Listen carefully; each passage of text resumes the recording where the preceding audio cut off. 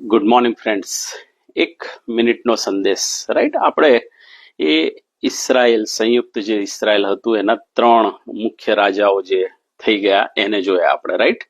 Soul રાજા, દાઉદ રાજા અને સુલેમાન રાજા, બરાબર? અને મેં તમને કીધું હતું કે સુલેમાનને ઈશ્વરે કીધું, રાઈટ, કે તારું રાજ્ય અવિચળ રહેશે નહીં, રાઈટ, સનાતન રહેશે નહીં. કેમ? કારણ કે તે મારી વિરુદ્ધ પાપ કર્યું છે.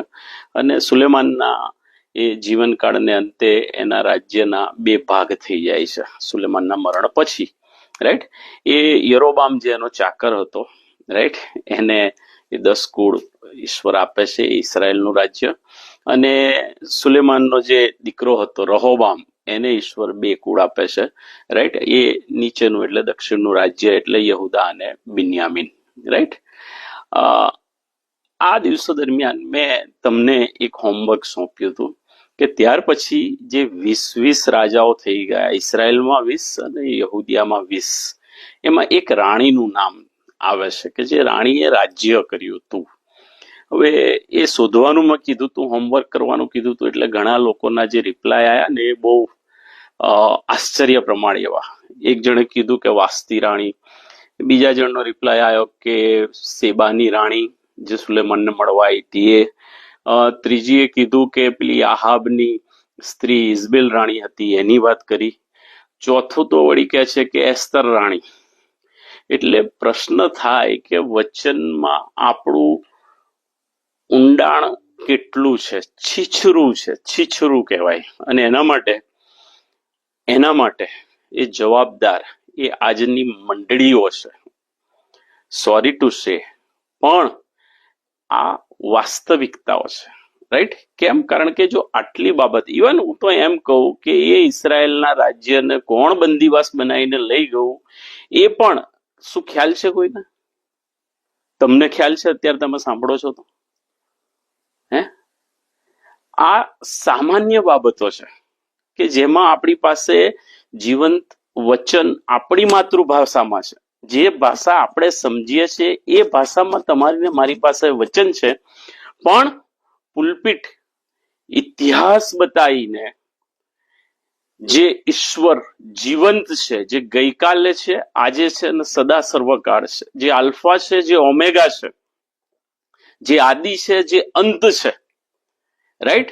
મેં અગાઉ કીધું હતું એ પ્રમાણે આ ઈશ્વરના જીવંત વચનો એ ભૂતકાળમાં એઝ ઇટ ઇઝ હતા, આજે પણ એઝ ઇટ ઇઝ છે અને ફ્યુચરમાં પણ એઝ ઇટ ઇઝ રહેશે. એ આઉટડેટેડ થવાના નથી, એ સિલેબસ બદલાવાનો નથી, રાઈટ? એટલા પરાક્રમી ને સામર્થ્યથી ભરેલા વચનો છે.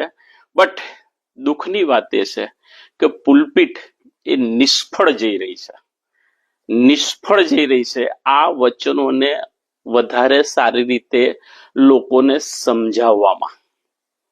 અને એ બહુ દયનીય બાબત કહેવાય, બહુ દયનીય બાબત કહેવાય. એટલે જે લોકો પુલપિટ પરથી વચનો આપવાને માટે જવાબદાર છે એમણે આ દિશાની અંદર વિચારવું પડે કે આવી સામાન્ય બાબત જો આપણા લોકોને ખબર ના પડે, વચનમાંથી સમજણ ના પડે ને જો આપણે સમજાઈ ના શકીએ તો આપણા તેડાના સંદર્ભમાં પ્રશ્નાર્થ થાય.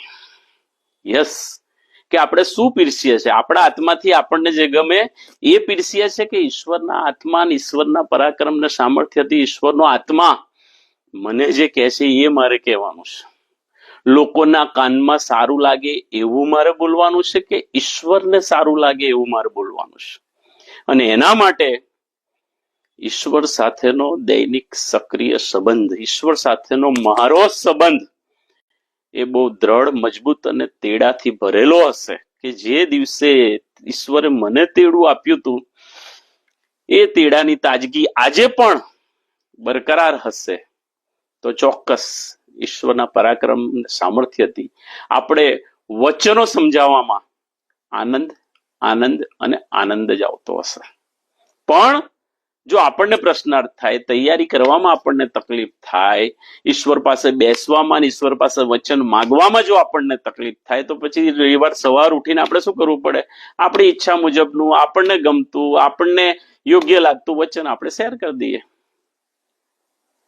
આ વરવી વાસ્તવિકતા છે આજના ચર્ચની, આજની મંડળીઓની આ વરવી વાસ્તવિકતા છે. એટલે વાલાઓ, જેઓ વચન સાંભળે છે, પાળે છે અને જીવનમાં અમલ કરે છે પ્રકટીકરણ 1 અને 3 પ્રમાણે, એનું જીવન ધન્ય છે. એટલે વ્યક્તિની પોતાની જવાબદારી આવી જાય છે કે ઈશ્વર સાથેનો સંબંધ એ વધારે દ્રઢ અને મજબૂત કરે. રાઈટ?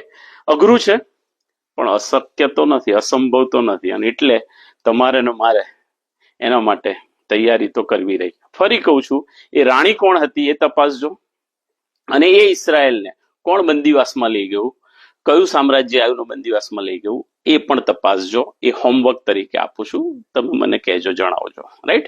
પ્રભુ આ બાબતો સમજવાને માટે, વચનો વધારે વાંચવાને માટે, વચનના ઊંડાણમાં ઉતરવાને માટે પ્રભુ મને ને તમને વધારે કૃપા આપે. મે ગોડ બ્લેસ યુ.